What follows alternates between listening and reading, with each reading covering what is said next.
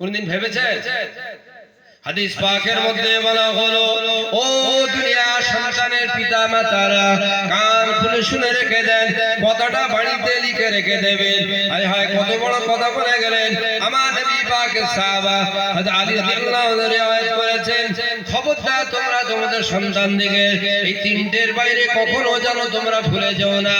এক আদিবু আওলাদাকুম সালাসাতা খিসালিন,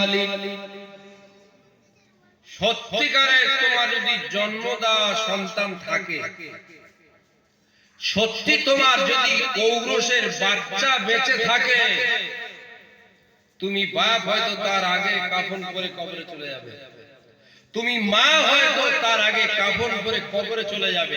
আদিবু আওলাদাকুম সালাসাতা খিসালিন, তোমার বাচ্চাকে তিনটে কথা বলে শিখিয়ে যেও। এই তিনটে কথা যেন ভুল করো না, বাপ যদি হও। আজকের আপনার জলসাটা আলহামদুলিল্লাহ আমার ওয়াজ করার আপনার শোনা সার্থক হবে। বাপ তো হয়েছেন 20 বছর 30 বছর, এই তিনটে কথা ওদের বলা হয়নি। আজকে বলবেন, কাল থেকে যোগ্য বাপ হিসেবে খোদার কাছে চিহ্নিত হয়ে যাবে। সুবহানাল্লাহ। একদিন যে ভালোবাসা দিয়েছেন নকল, ঠান্ডা কিনে দেবো, আগুন থেকে কে বাঁচাবে? এই আগুন থেকে বাঁচাবার জন্য তিনটে কথা আপনাকে ব্যবহার করতে হবে বাচ্চাদের মধ্যে। ছেলের কাছে বলতে হবে, মেয়ের কাছে বলতে হবে, বিবির কাছে বলতে হবে। দুদিন বলুন, আপনি তো বাপ, আপনি তাদের আব্বা, আপনি দুদিন কেন বলবেন না? আপনি যদি না বলেন তো আপনি বাপের দায়িত্বটা কি পালন করলেন? বলুন, আপনি না বললে আপনি পিতা হয়ে আপনার সন্তানের দায়িত্ব কি পালন করলেন?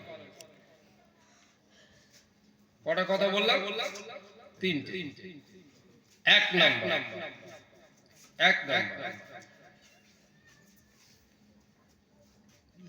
এক নাম্বার দায়িত্ব হুব্বে নবিয়ুকুম,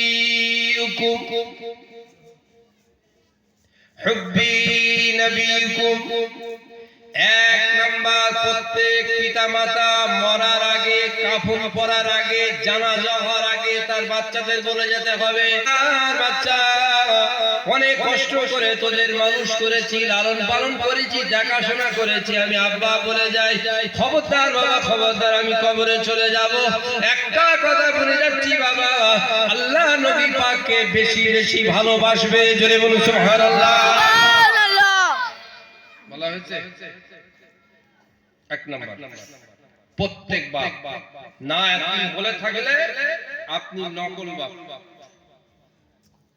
ও ছেলে জাহান্নাম থেকে মুক্তি পাবে, আপনি বাপ হয়ে দেখবেন কি করে আগুনে পুড়বে। প্রথম কাজ হলো বলতে হবে, বাবা আল্লাহর নবীকে বেশি বেশি ভালোবাসবে, আমি আব্বা হয়ে ওসিয়াত করে যাচ্ছি, বলে যাচ্ছি, ওসিয়াত করে যাচ্ছি। জোরে বলে সুবহানাল্লাহ। এক নাম্বার। দুই নাম্বার, হুব্বি আহলি বাইতিহি, ও আমার কলিজার বাচ্চা, আমি আব্বা চলে যাব, দুনিয়া ছেড়ে যা রেখে যাব তুমি ভক্ষণ করবে, তোমার ভাই বোনেরা ভক্ষণ করবে, প্রতিবেশীরা ভক্ষণ করবে।